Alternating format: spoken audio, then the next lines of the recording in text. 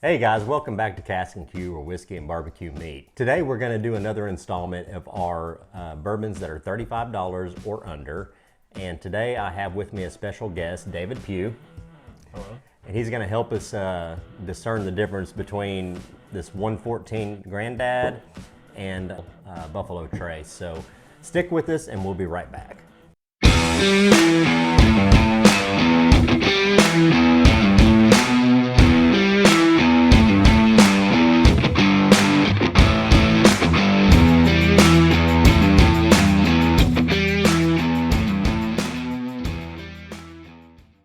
Hey guys, thanks for sticking around. Hey, before we get started, if you don't mind, go ahead and like, subscribe, and smash that bell. I'll put up that graphic right there just as a reminder. If you do that, it helps our channel out a lot.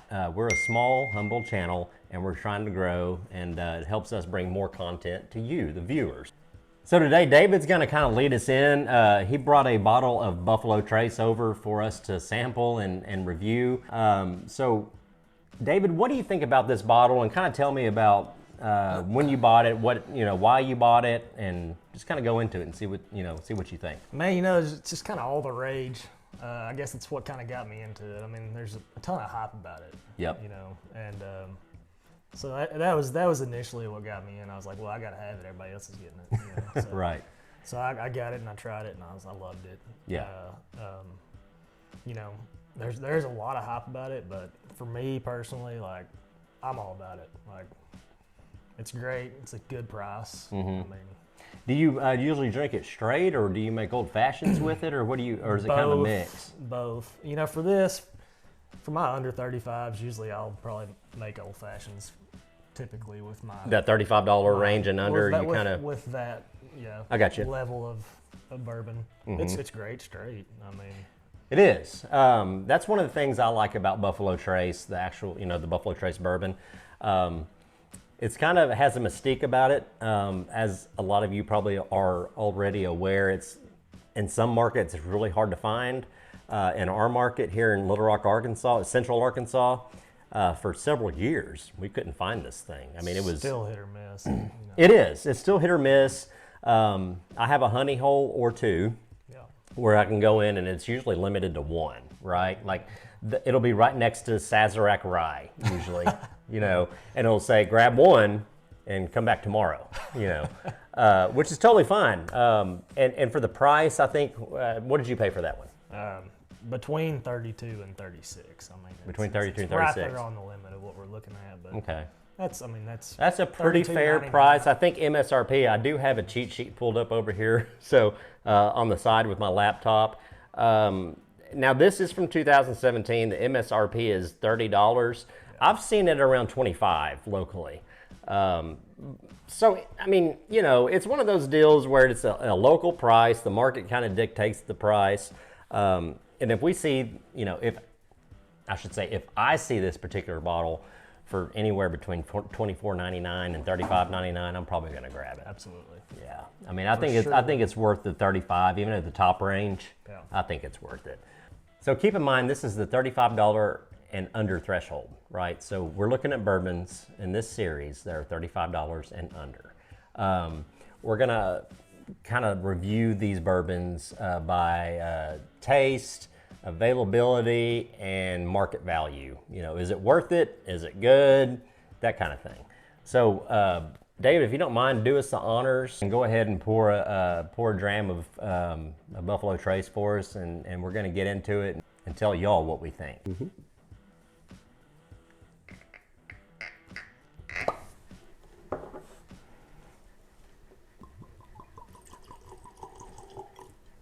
All right, guys, we are back. David was gracious enough to pour some of his bottle, so be sure and give him a big thank you.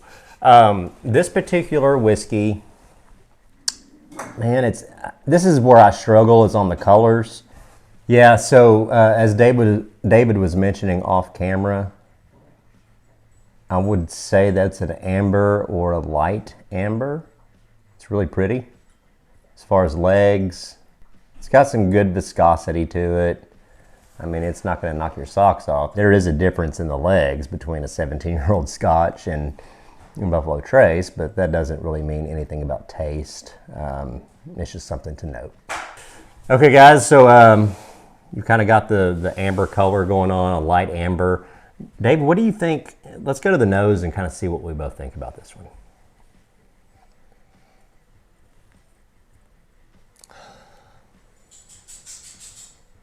It's really pleasant, approachable. No, it is, for sure. I just get a kind of a citrusy smell to it. I get that too. A little bit of spice. Mm-hmm.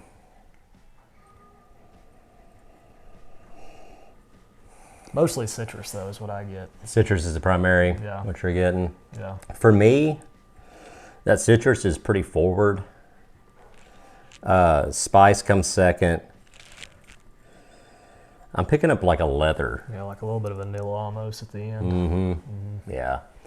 Some vanilla and caramel, but it's kind of in the back end for me. Usually that's kind of odd because to me, usually bourbons are vanilla and caramel forward. Yeah. But this one, like I said, I think the leather and the orange peel and the citrus is what I mean by orange peel. Man, that's just an easy nose. Like you want to sit there and smell it. You probably don't want to drink it because it's like one of those scratch and sniff stickers from back in the day when you're a kid. You got one of those on your homework or whatever. You just want to smell the crap out of it. Dude, if there was like a cologne that I could wear, although that'd probably smell like booze all the time and might get fired or something. I don't know. It's a good mixture of all those things that we mentioned. It is. It's just well balanced, and especially for like a $25 whiskey. For a low range whiskey, yes. Yeah, for that price Smells point. good. Yeah, absolutely. Let's go to the palate. Let's see what you get first. It's got an initial spice. It's almost like a spiced rum initially, but it goes away really quick. That's funny because that is completely opposite of what Breaking Bourbon says, which is totally fine. Obviously, I'm not professional at this. Well, that's all right.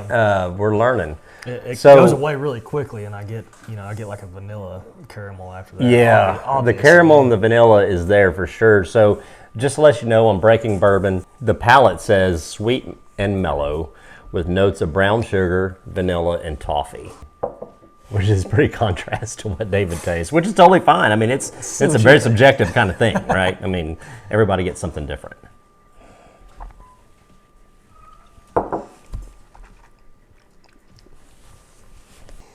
It's so well balanced that it's hard for me to tell which one pop. There's a lot going on for a $25 whiskey. Yeah, there is. I have like a cinnamon. Did you say cinnamon? No. Or spice? I get that. Spice. Yeah. I get a lot of spice from it. Cinnamon spice pops out. Baking spices on the front end. Yes. The toffee I get, but it's to me. It's on the back end. Yeah. You have to kind of search for it. Yeah. Let's see. I'm also supposed to taste brown sugar and vanilla. Let me go back to this. It's going to be any bourbon, basically. I know. Yeah, the brown sugar for sure. Vanilla. Like when I go back to the nose. It's funny, the power of suggestion. So if you told me this tastes like gasoline, I'd probably say, yeah, it tastes some gasoline and some petrol. Yeah. Yes, it does. Damn, that's a really easy drinking bourbon. Oh, it does have light amounts of oak and rye spice to round out the palate. So I think that's probably what we're picking up on the front end. But it like I said earlier, I think it's so well mixed that it's hard to, There's a lot going on for a $35 bourbon or less. Or less. And that's what I love about it. Me too. I mean, you can buy all those expensive bourbons all day long, and look, I've done both. Absolutely. And sometimes I've compared the two, and maybe that's another series. Sometimes I've been shocked at the slight difference between a $100 bourbon and a $35 bourbon. There are good options at $35 or less. For sure. And that's why we're doing this series. You get the same? Anything different? The more you drink it, the easier it gets, It's pretty typical. It's weird, isn't it? Yeah. It's kind of like seeing the chick at the bar that may not be that good looking, but after you drink a few, then it's all right. My wife's right there. We won't edit that part out. No, that needs to stay. for sure. Anyways, $35 bourbon. Still very good. Still very good. Definitely recommend, if in your market, if you can pick this up for 35 or under, it's a solid. Yeah. It's a solid good. I mean, Yeah. don't get me wrong, I've had some really crappy bourbons that are 35 and under. But to be honest with you, I've had some pretty ones that are Above. above. Yeah. Like, I've been disappointed sometimes, and I've been like, oh my God, I wish I would have bought Buffalo Trace. For the under 35, I would give it a 5 if it wasn't for the availability aspect of it. Okay. I'm gonna probably say 4.5. 4.5. I was going to go 4 3/4. Okay. And the only reason under 35, I can't see you getting a better bottle than this. It's just so hard to find. It can be. You know, if you don't know where to go. Well, man, I appreciate you lending this bottle to the cause, so to speak. Again, this is a small channel, and we're just kind of thumbing our way through this. So if you don't mind, like, subscribe, and click that bell. When you click the bell, it notifies you that I've uploaded new content, and you can bore yourself to death with my new videos. So it's a win-win, or win-lose for you. All right, so I think what we're going to do is move along. We're still keeping with the $35 and under range. We're going to move to the Old Grandad 114. One of my personal favorites. We'll be right back. So what we're going to get into now is Old Grandad 114. And go ahead and comment in the comment section below, obviously, if you can tell me who this old dude is right there. I think it's David when he gets old. I don't know. I'm just a dude that likes to drink whiskey. Let me know who this guy is. We will be right back.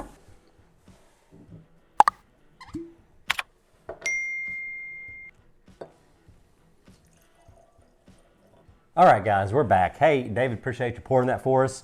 So on this particular, man, the colors were, I always just struggle. It's like, to me, that's almost the same color as that. It's very similar. It's very similar, but on Breaking Bourbon, it says dark mahogany. I have many leather-bound books. Is that Ron Burgundy mahogany? Is that? I can't remember. I'm pretty sure. I want to put a GIF up here because I There's gonna love. be one right here. Yeah. Many leather-bound books. My apartment smells of rich mahogany, I think is how that line goes.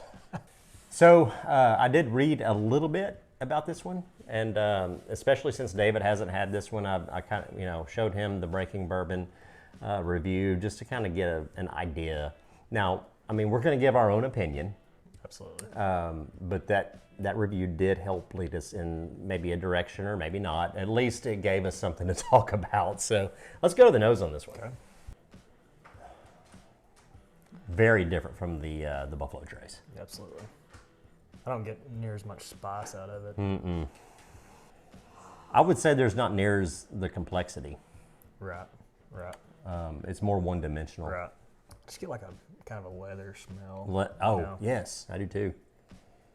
That's actually the first thing. Near as much citrus on this. No, I mean obviously, almost we're zero. not- I mean, obviously, that's not what we're going for here, but I get the oak barrel yeah. spice, whether that's like a rye. I'm not a big rye drinker, so it's hard to say. For sure, not as complex. Definitely. But the nose is really, I mean, for It's a not 114. not overpowering. No, for a 114, I mean, it's almost, like if I had to summarize, I would say it's like somebody baked a pie with some sort of dark fruit and threw a bunch of brown sugar in it that maybe burned. That kind of thing. You know what I'm saying? I get that. Yeah, I get that. And some leather, like somebody brought in some new cowboy boots, like my buddy Double A mentioned on a review previously. I definitely get that out of this for sure. Yeah. Can definitely smell the smokiness for sure. See, that's funny because a lot of people talk about that with bourbons, and it's rare that I smell any kind of char, any kind of smoke. I guess that's because I'm used to Used to Scotch. the Scotch, the Isla. You're used to it burning your nose. Yeah. And to me, this is always just sweet and fruity. Let's go to the palate and see what we Give it a get. taste.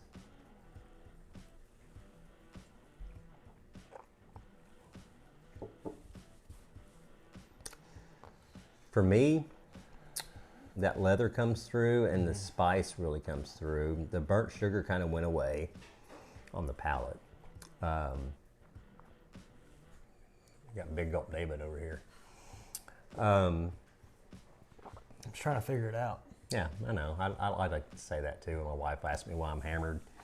Just trying to figure out the whiskey. That's all. Let me just have another one. I'll have another one.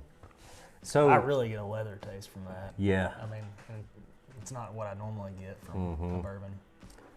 So leather, like I don't get any really like leather-bound citrus books fruit. in Ron Burgundy's apartment, or like in your face, like a brand new leather baseball glove. It doesn't punch as much as I thought it would for a 114. So more distant. You know, it after the fact, as it, you know, it kind of hits after 10 or 15 seconds, you know, but not initially. It doesn't hit you. So in the up front, face. you're saying you don't have like a burn No, I don't. for a 114. For, It not, says for, something. not for that, you know.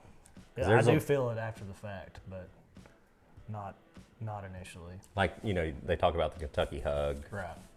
You have a lot of that going on where it burns your like chest and After stomach after the fact, after the fact. you know. Not a.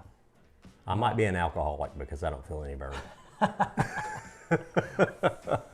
Just kidding. I would say compared to the Buffalo Trace, it's more one-dimensional.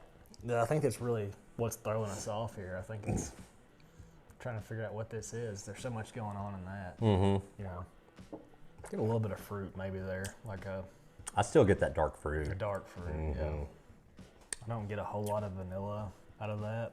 I don't either. The toffee and the caramel, typical bourbon. A little bit of toffee maybe. You know, It's so, for me, it's so distant It that is, I have to search for it. I do taste the smoke in it though, and I know that's weird for you, but No, it's totally fine. I mean, that- that's the what I char get is out a of it, thing. I mean, there's, you know. this may be a number 4 char. I don't know. Maybe I can pick some of that up, but it's almost power of suggestion. I have to look for it. You're used to drinking the stuff. It's like I am. you're licking the inside of a smoker, you know. So, my wife threw me a surprise birthday party a at. pine tree. Yeah. My wife threw me a surprise birthday party at Count Porcula. This hat right here, I'll put the description or their merch link in the description box. A buddy of mine, Eric Miller, bought me a bottle of Ardbeg, which is it comes in a barbecue tin. It's a very smoky Scotch, right? Ardbeg. For you Scotch lovers, you know what I'm talking about. And David was there that night, and I remember, hey, come over here with all my old drinking buddies from college, and even Eric was like, I bought that for you. It's disgusting. You drink it. And I gave some to David, and I could tell he was like, oh, it's okay. And I was like, oh, that dude's lying. He hates it. But I kind of digress to say that, you're picking up some of the char from the barrel, which is not uncommon. Right. Because certain barrels have different chars. It's part of it. It's part of it. Yeah. Yeah. It burns the sugars on the inside of the old oak, or the new oak barrels. I will say that on the palate, this one it numbed my lips a little bit. Like when I went back for the third drink, it was more noticeable. Like the alcohol content. I was trying to see if I can find something else in there, and I can't. it's really good. I'm not trying to take away from No. And this one may for be what it is. It's really good. absolute. Like I would very- buy it's this very all day. smooth. Like I bought this 2 days ago, and we're kind of right here. So we're gonna do it based on our local market. Yours is different. I totally understand that. So if you have something that you love that's 35 or under, put it in the comment section below. So final parting thoughts on this one. As far as like when you consider value or market value, taste, and Availability. on this one, I would give it a solid 4. Yeah. What do you think? I would say 4 also, and the only reason not is just for the availability, which is odd now. But Depends on where you go, you'll have to go get it on a raffle somewhere, and that's crazy. which is weird to me. It's crazy. It's weird to me that this is a raffle bourbon. I know. Thanks for stopping by. I'm Justin. This is David, and we will see you next time.